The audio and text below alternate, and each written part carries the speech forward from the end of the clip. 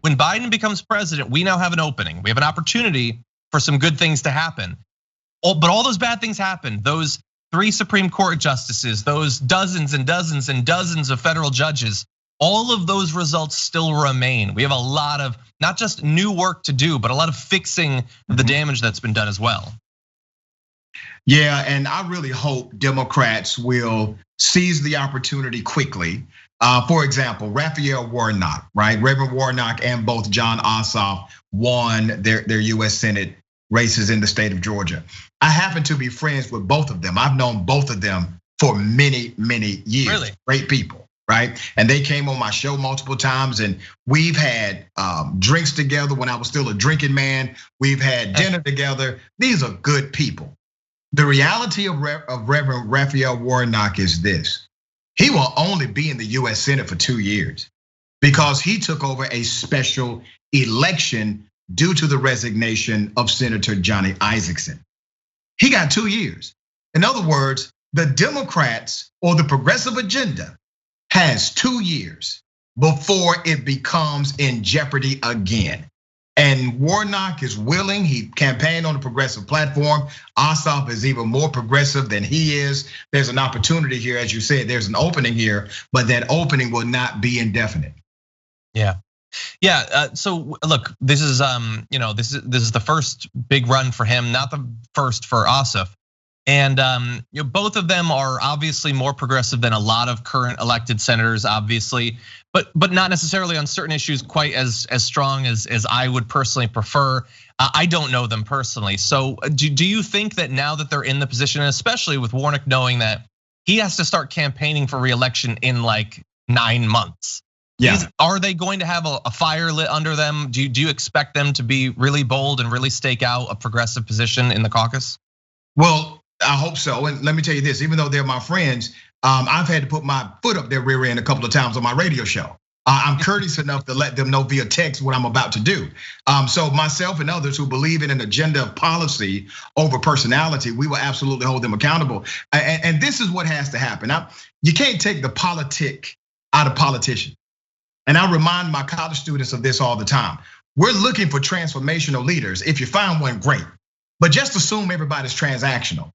And you're looking for the benefit of the transaction. If you can deliver votes and support and promotion and endorsement and money, that's the transaction. That's how politics works. That's the oil inside of the engine of the political world. And if you can deliver these things, you can actually deliver an agenda. So instead of being just a thorn in their side and yelling that this needs to happen, I organize. The one thing that politicians are afraid of, they're not really afraid of a negative story.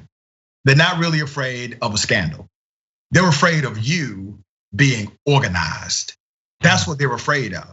And inside of the Democratic Party and outside of the Democratic Party, the methodology is the same. Hold them accountable to a policy position, not a personality or them being a good guy. Yeah, no, it's a great point.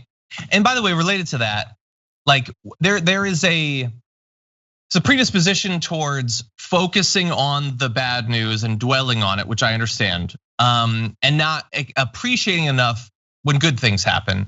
That predilection had a bunch of gasoline thrown on it and a match thrown at it with the events of yesterday, because we had like 2.5 minutes to be like, hey, look at what just happened in Georgia. Right. 2 elections just went to the Democrats and they got control of the Senate after years of organizing the hard work required to turn Georgia maybe temporarily blue, maybe starting to be permanently blue, we'll see. So let's not gloss over it too fast. Like that's still a very good thing. And so it's gotta have been so much work in Georgia with all the voter suppression that's been going on for literally centuries. Yeah, let me tell you how difficult it was, man. Literally, we were fighting false narratives every day. And these false narratives had all of this racial undertone about, they called the guy radical Raphael Warnock. You know, they used to call Dr. King radical. That was really a terminology in the 60s used for black civil rights activists. And they would say radical. right? And no other explanation was needed. Well, that rhetoric continued. They tried to attack him personally. They went after Ossoff in a very similar way about him being too radical. So here's what we did, and some of this hasn't really been reported, but I wanna share with your audience some unique factors that took place. In the state of Georgia, we coordinated in Black radio with all of our competitors. We have never done something like this before, and we're sworn enemies for the rest of the year. But during the election, we coordinated our efforts and we did Black Radio United for the Vote campaign. Every single one of us worked with each other to every day, not 1 day a week, not 2 days a week, 7 days a week. Every single day you listen to any urban radio station in Metro Atlanta, and we got a lot of them. You heard the messaging of get out to vote, make a plan to vote, vote early. Here's where you get your voting information from. We did that. We spent money on it. We made sure we had surrogates from the entertainment community, from the influencer community, from the intellectual scholar community in our Black urban culture. And we promoted it, and that was effective. So what we've learned now is a more informed electorate is a higher participating electorate. Historically, the method was just keep telling them to vote. Just continue to bombard them with emails or robocalls. No, give them actual information and they will do the rest. And that is what we did in this election cycle. Progressives, Democrats, liberals have figured out a new way to do politics in the state of Georgia, and it was highly effective. Yeah, and those votes were still incredibly close. So imagine absent those efforts, we could have a very narrow, but in the end, it doesn't matter how narrow it is. Kelly Loeffler still in the Senate, so thank you for those efforts. Obviously, much appreciated. Our pleasure.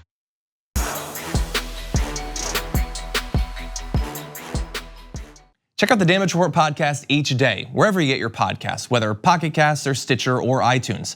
You can join me as I give you the news and stories you want, with a range of co-hosts and interview guests jumping in on the fun each day. Again, that's the Damage Report, wherever you get your podcasts. And if you get them at iTunes, don't forget to rate and review. Sometimes I'll read them live on the show.